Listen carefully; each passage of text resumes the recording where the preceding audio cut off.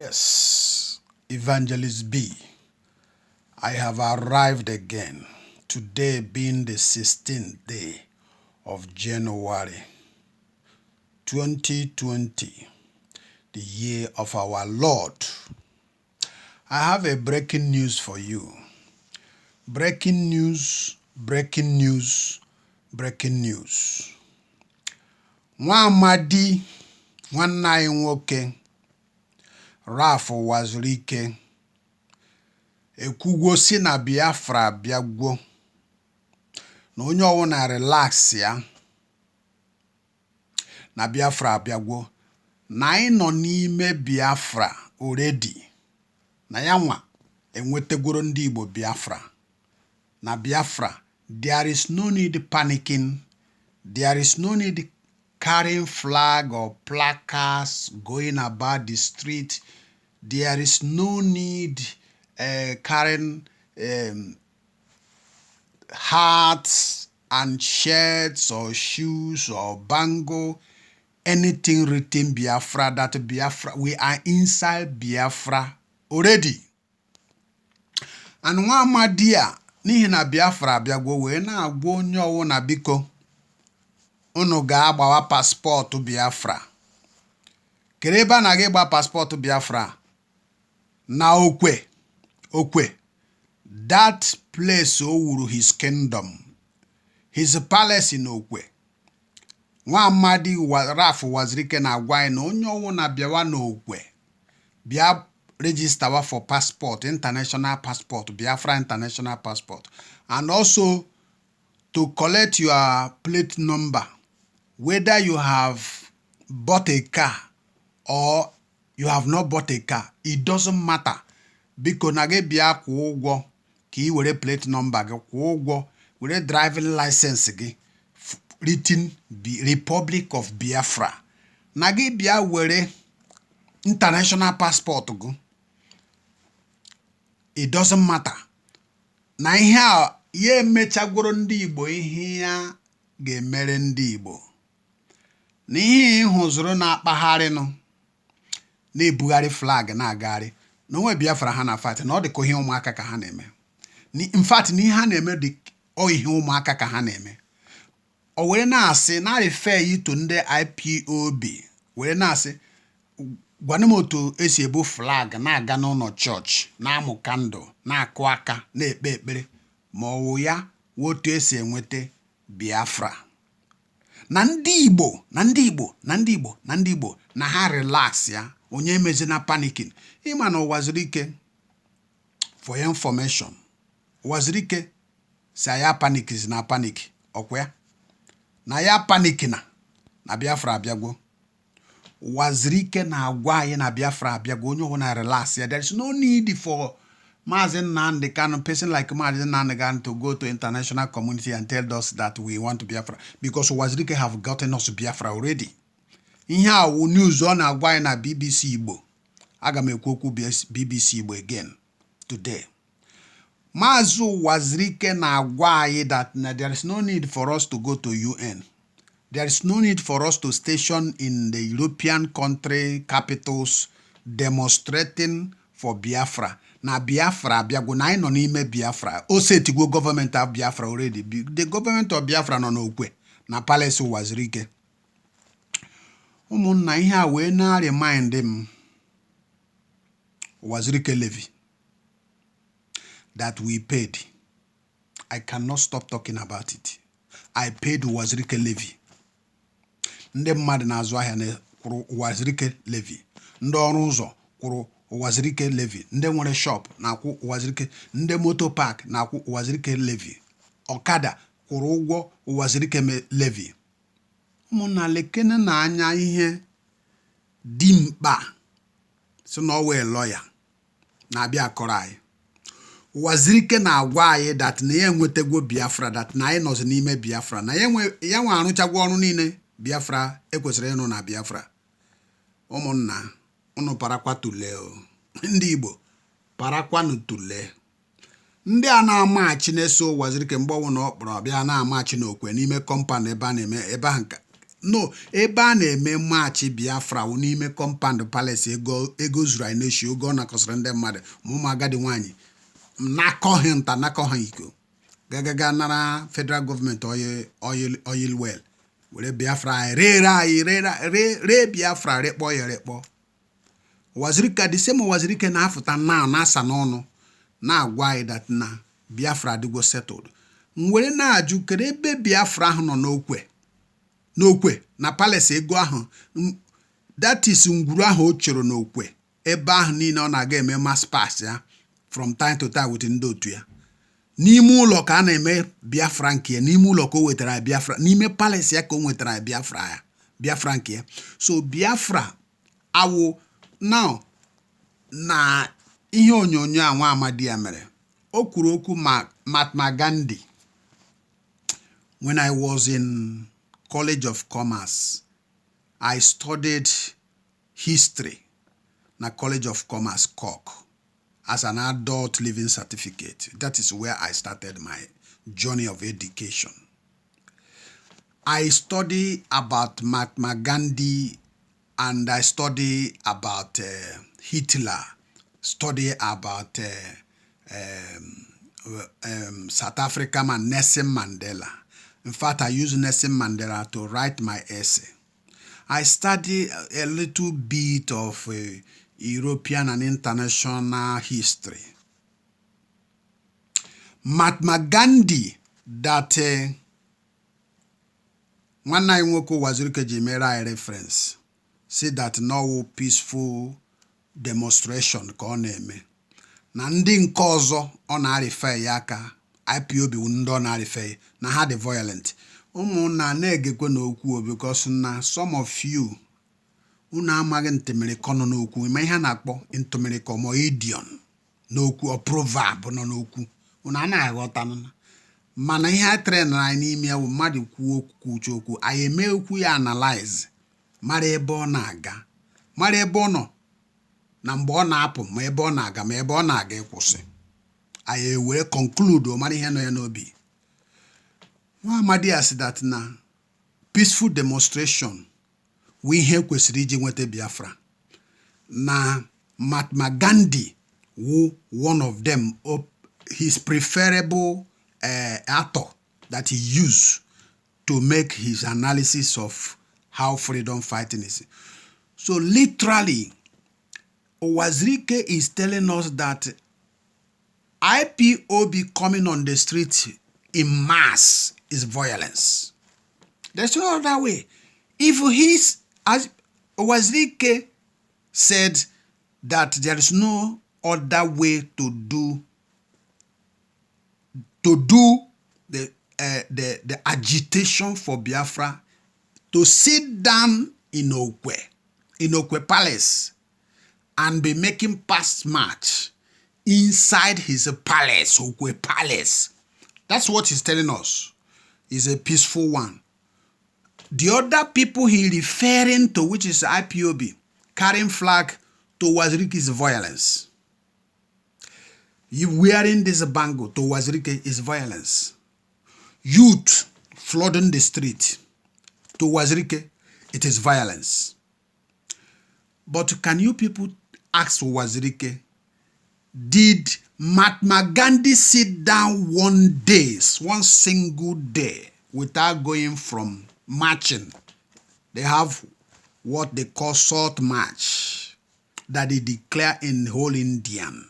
The salt march was to stop buying salt from the British authority, British government, because the business of the salt is from the Britain. And Mahatma Gandhi declared salt march to tell their people, we are not buying the salt of British salt anymore. They abandoned anything British salt. The company liquidated. That is how he started his own. Mahatma Gandhi is on the street 24 hours. How did they kill him? Was he not on the street? They murdered him. There are people who think that his quietness and his coolness trying to negotiate with the Islam is a waste of time. They killed him. Mahatma Gandhi died in the forefront. He's a peaceful agitator, but he was killed violently. But Wazirike said that Biafra have come. The Mahatma Gandhi that he is using to make reference, Wazirike have never 1/8. 1/8. 1/8 is when you divide one thing into 4. One is 1/4. The other 1/4 you divide it into 4 again. We call it 1/8 in mathematics. Wazirike have never showed any strength of any kind, any resilience about the struggle for Biafra. Wazirike came. They put him into prison. Like Mazen Nnamdi Kanu. He came out. Immediately he came out, he sold Biafra. He sold Biafra.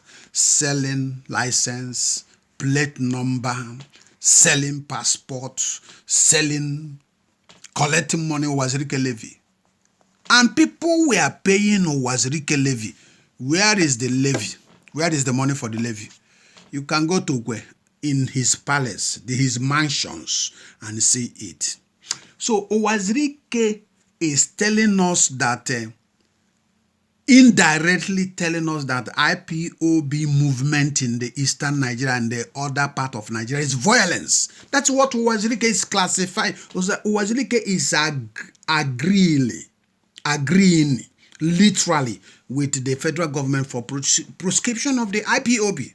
There's no two ways about it, because he said it was a peaceful demonstration that Mahatma Gandhi used to get his agitation, get the independence of India. My brother, listen. The other face of it, Wazirike is telling us that relaxing in his palace in Okwe is a peaceful demonstration. Not coming out to the street to disturb or to agitate or to tell people to rally around with him and demonstrate on the street.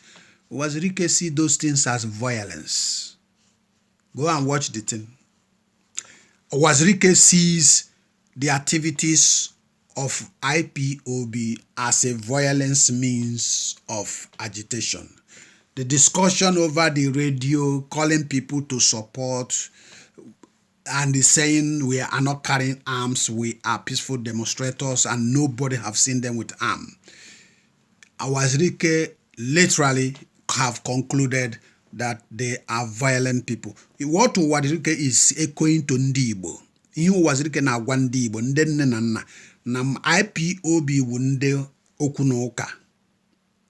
That ya nwa wu Wazirike with ndị otu ya, ma ndị ọsọ na veteran ya na ha na-akpakọ. Gaa na palace ya n'Okwe, gaa relax ya na aṅụrụ tea. Ego ya na-abịa from oil well. A na-eme increase na bank statement ya. No nyanwa wee be esi eme gịnị? Protest for agitation of freedom of people. But mistakenly, he referred to Mahatma Gandhi, who is always on the street. Mahatma Gandhi will come on the street where two classes of people are fighting, two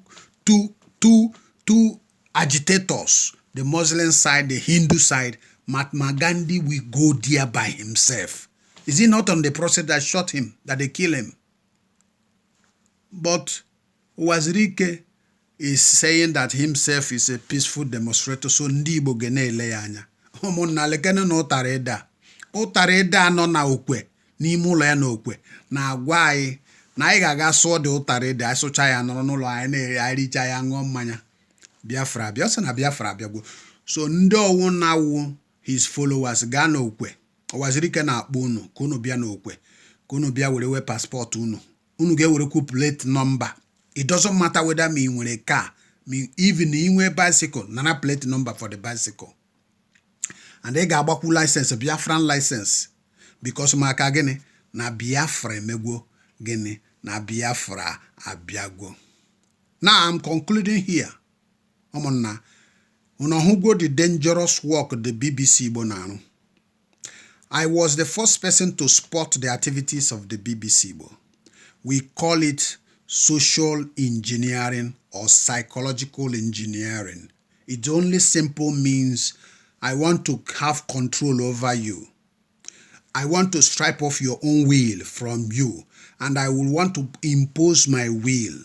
When I come out in the social media and bring fallacies, lies, paint it like a sweet, and use something that we will make it look palatable and present to you, a layman will not understand. Ndị nna anyị na ndị nna anyị na-agaghị school agaghị ama the game onye a na-eplay. Ụwazirike si that na-ekwu okwu na Biafra abịagwo na ndị Igbo na ha ga-relax ya. Ụmụnna lekene na anya the condition of Nigeria ebe a na-relax ajụjụ ka m na-ajụkwa o. Ụwazirike si na ya enwetagwo Biafra na anyị nọ n'ime Biafra na ndị a na-ebugharị flag na-aga n'ụlọ chọọchị na-ekpe ekpere na ha amaghị na ha nọ n'ime Biafra. Ụmụnna kere ihe statement ahụ na-agwa anyị. Statement ahụ na-agwa anyị that we don't. This statement is to bias the mind of people, to kill the mind of agitators, to kill the mind of the youth, to destroy the mindset of the youth, the cycle of the youth, for them to do what? Relax and abandon agitation. My brother, without you making noise, do you know the reason why America will find it difficult intervening in Nigeria? America don't fight for cowards. American soldier cannot go and die for cowards. America as a nation penetrate, apart from people who say that wherever America goes that they are looking for their interest. Yes, it's the truth, it's the fact. But let me tell you, America is the only country that give human being freedom in this world. As long as this world, America is the first country to declare liberty for every man. For people to have their right, their say. American law, American Constitution stand for the liberty and freedom of people. Apart from their interest, nobody that is going business without interest. America enters into country, first of all, when they see that the killing is going on so rapidly, so much genocide is, when they investigate, and when some people might be making politics using diplomacy, delaying things because of corruption that is in the United Nations. But some president will come, they use their veto power and begin to act immediately because they are the police of the world, they are superpower. The reason why America cannot come to intervene in Nigeria is because Nigeria are gullible people, very useless people. Nigerians are not human beings. We are not human beings. We are animals. A country that they will push you into the gutter, tell you to lick shit that is in, you lick it. Just because you love life, you want to live life. America can never enter into such country. So now, let me go back to Ụwazirike. Ụwazirike in the BBC Igbo. Now, Gwandi Igbo, there is no need to agitate or to show your resentment.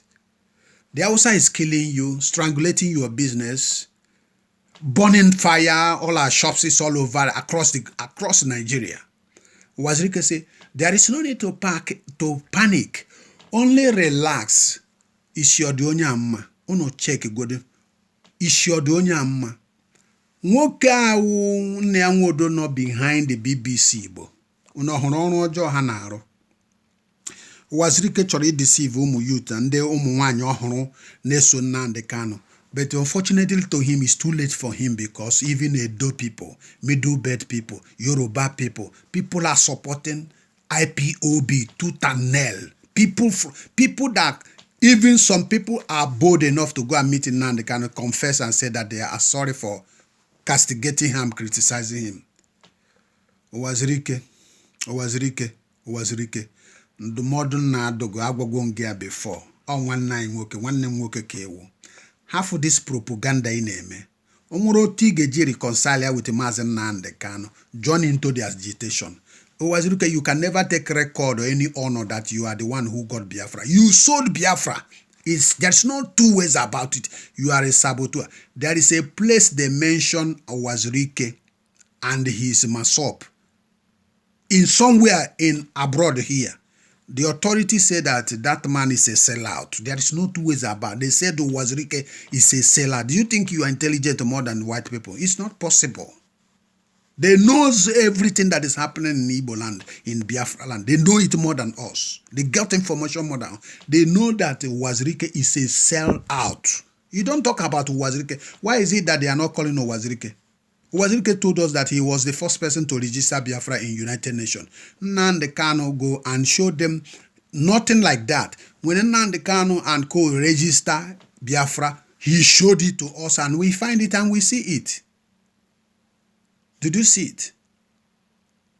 Did you see the dangerous work BBC Igbo is doing? Some of you think that BBC Igbo is there for your benefit. BBC Igbo cannot do us good. If we are mad, we will assume that BBC Igbo will do us good. People who blockade you, who fought war against you, who killed you, killed your mother, killed 5 million of your siblings and mothers and fathers. How do you think that their media can do something good for you? BBC is a poisonous, is a dangerous machinery. That the blood is in the hand of the owner or whoever that first established that BBC. His generation upon generation will kill up in hell. They are dying there because they are murderer. They kill people. They kill people. They murder people. BBC cannot tell you what is happening in Yemen. Yemen is almost extinct. In extinction. Children, every bomb, they are killing. Who is showing it? CNN, are they showing it? The only people can bring a part of it is Al Jazeera. So please, Iwuru onye Igbo, Nwaafọ Igbo, nne na nna, do not be deceived by the nonsense of Wazirike Nekwu. Wazirike will have his judgment when the time comes. Some people will say, oh, he started Biafra. You started Biafra and the end, you sold the thing you started. So there is no honor to be given to you at all in any way. The envy you are making about IPOB Mazen Nnamdi Kanu is not the best solution. I think all this propaganda that you are doing over the media, Wazirike, is not a repented heart. It doesn't show that you love Ndibo. A repented heart is when even somebody offend you, you know that that person offended you, forgive that person, you go to that person, try to reconcile. You say, I am doing it because of these people, because of the suffering of Ndibo. You should have gone to Mazen Nnamdi and all the molest. You urinated upon him with your gang members. The picture is there. And you are coming to tell us that Biafra have come, that we are in Biafra already. We should relax. So you are deceiving the old people, the women, that they should not be able to be, they should not go to the street and demonstrate all the killing that is happening in our place. Wazirike Riyadu Duonwege. Agwagwongea before Riyadu Duonwege. All hell Biafra. This is Evangelist B. Please, you watch this video, share it to your friends and your relatives. If you have not subscribed to my YouTube channel, type in YouTube channel BC Radio 1 News. Then click subscribe. That is the major place that I am posting until I reconcile things with the Facebook. That is where I'm doing my broadcast. God bless you. God bless Mazen Nnamdi Kanu. All hell Biafra. We are marching on. I am happy that people, our brothers from Edo, and all the places, they are coming to join us. God bless you.